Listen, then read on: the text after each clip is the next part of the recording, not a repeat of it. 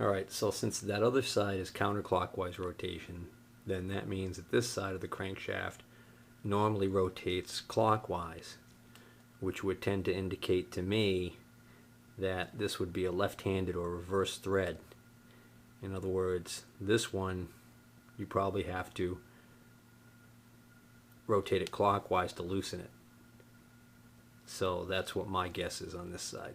So I'm going to try the impact wrench on this. No, oddly enough, it's regular regular thread. So you need to turn that nut counterclockwise to loosen it, just like a normal nut. Once you take that off, then this gear slides right off, and you get this little collar piece with the beveled edge facing out. Comes off. I'm going to put this back up on the bench. Alright, so the million dollar question is now, can I split the case without having to take this oil pump off, without having to take this little star-shaped sector gear off of the end of what most likely on the other side of this is the drum assembly? So what I'm going to do, it's also kind of surprising to me, but it appears that the only fasteners left that actually hold this case together, once you take out these big bolts here, which some of which actually come out during removal of the engine, are let's see, this one bolt here that I can see, and this one bolt here. So I'm going to pull those two right now. Okay, the two bolts are out. The slightly longer, pretty looking one is the one that was inside the case, outer case here, and the shorter one, the one that's obviously been exposed to the elements, is the one that I took out right here. So now I'm going to use a little gentle persuasion to see if I can't get the case to start to split and give me an indication of whether or not this will slide apart without any further disassembly here. Now, I don't want to drive a screwdriver blade in here because I'll end up marring the surface where the gasket has to seat later on. So what I like to do is I take a razor blade like this one here, and I drive it in. It's my little tiny hammer here. I gently tap it in, and as you can see when I do that, it starts to separate. And then I'll pull it out there, and I'll do that in another location, and I'll go around the case and just gently coax it that way. Well, this case isn't splitting without a fight. I've got some separation here, and I got some separation in a couple other spots, but it's either really stuck together well, which could possibly be the case, or it could also be that one of these shafts is somehow held captive to this side, and therefore it can't be removed. But this almost looks like it should slip out of this bearing. So that should be able to stay behind. Same with this one. In fact, that one doesn't even look like it's really held by the bearing. So, and then this, I would think I would see that move a little bit if that was going to be the problem. Another thing I just noticed is there's a big chunk of aluminum missing here. And it looks like that's a break that occurred, that they hit something and it cracked that off. Why that's interesting to note is because when I peeled the gasket up and looked underneath it, this is the area where there's a little screen in here for the oil filter, for the cleaning the oil. And what's interesting about it is that there's barely any meat left there. So I wouldn't be surprised at all if there was an oil leak here on this bike. While I'm at it, pull this screen out and see what it looks like.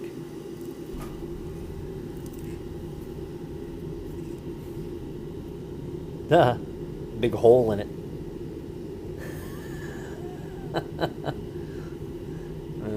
Let's see, did I just do that? I may have just done that with the screwdriver. No, I didn't get that far down. I'll tell you what, that hole lines up with right here, your oil drain plug. I'm wondering whether or not at some point somebody stuck something up into the oil drain plug hole while it was open. Yeah, that's what that looks like, and Made a hole in it maybe. Well, I went online last night and looked at the parts breakdown on one of the websites that they sell parts on. And a couple of things I learned was these screws apparently just thread into threaded holes on the case.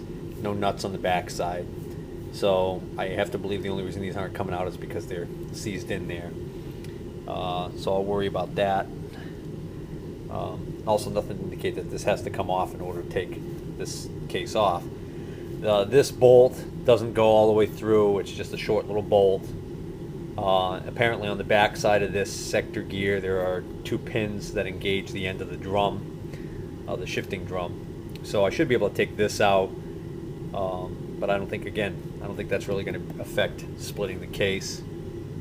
And also the only indication of fasteners that hold the 2 case halves together are the bolt that was here and the bolt that was here that I had already removed. So indications are I should be able to split the case. This part of the crankshaft should be able to slide out that way out of that bearing, or the bearing itself should be able to come out of that side of the case. So there's really no end play to speak of there, so that seems really good and tight. I know on some sites they mentioned on some older models, or models with a lot more wear, where there was too much end play, excessive end play, and where the bearing actually was just falling out of the case instead of being a nice tight fit in there. So this should actually split. So I am going to take this sector gear off just for the heck of it, and I am going to try again to use a little more force to see if I can't get this to pop apart. Okay, this arm is actually under tension. There's a spring. If I had been able to take the oil pump off, I could have removed this bolt and taken this whole arm and spring assembly off. What I've done is I've got a thin bladed screwdriver. I've pushed this all the way down, got a thin bladed screwdriver stuck through this hole in the oil pump to hold this arm out of the way, because if you don't do that, the tension, it basically, as soon as you take this bolt off, kind of wants to pop this right off. But the reason why I'm doing all this is so that I can show that this basically mounts on 2 pins. There are actually 4 pins total in the end of the drum. 2 of the pins go into holes and are on the back of this sector gear. The other 2 pins apparently just rest on the back side and act to support the sector gear. So you can actually see there's a couple of marks on the back of this sector gear indicating where those other 2 pins have been touching. And so that basically is what's going to tell you how this goes onto the drum. The pins actually come out. So even the short ones come out. So it's important to notice which pins are in what location. Now on the back of the sector gear there's a little ghost left behind to show where that pin was touching. I actually scratched a light circle around it with an awl just to help me find that in case it does rub off at some point. And then as far as the pins, basically you've got 2 pins that are further apart from each other, and then 2 pins that are closer together. This pin down here is a long pin, and then the pin that is across from it diagonally is the other long pin. So if I rotate this over, there's your 2 long pins, and then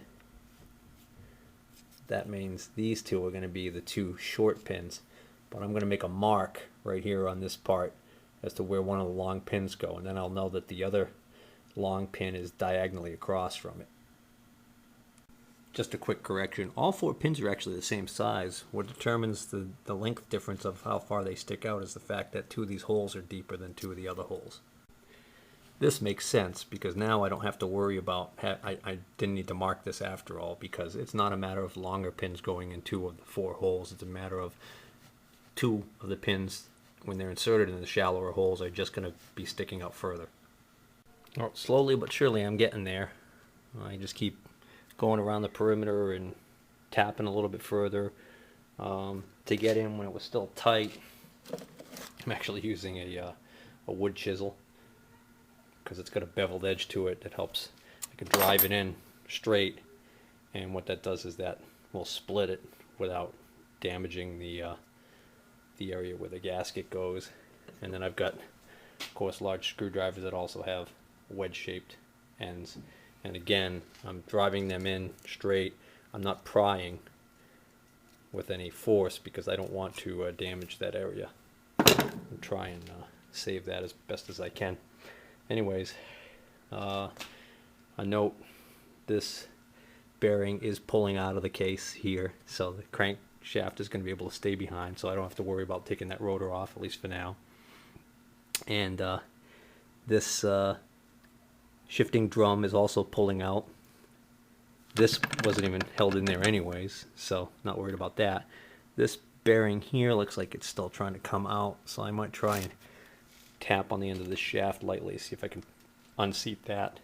Although it looks like, I think that inner race is really not holding onto the outside of this shaft, but we'll see. Okay, the case has just popped free, and so now I'm going to very carefully slide this off. It looks like this outer part right here and the gear that's attached to that is actually going to come out with, slide right off this inner shaft and stay with the this side of the case. All right, that gear did end up being a loose fit. I'm going to take that gear off now just because well, I want to take a look. I think it might be broken. Pull this off, take a look at this. I mean, look at how many teeth are just completely snapped off this thing. Wow. Wow. And I was looking through that inspection hole at actually this gear and thinking, boy, you know, those teeth are damaged. But this is this is where the bulk of the damage has occurred. So this gear right here is toast. And then this gear that it meshes with over here is toast.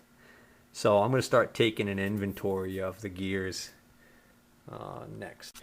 One other quick note, this little shaft that actually goes into the oil pump right here fell out. And when it falls out, the little drive portion or vein in the oil pump slips down, so you can't reinsert it anyways. Confirming that the way to properly take this oil pump apart is you leave this cover and gear in, you rotate the gear so that the two holes expose these two screws, and you remove the two screws and take this off as an assembly. Well, again, these are stuck, so I'm going to worry about that later. Case, I already know about the issues with the case. The big crack here, and the hunk of metal missing over here. So I'm going to see if I can't get another case.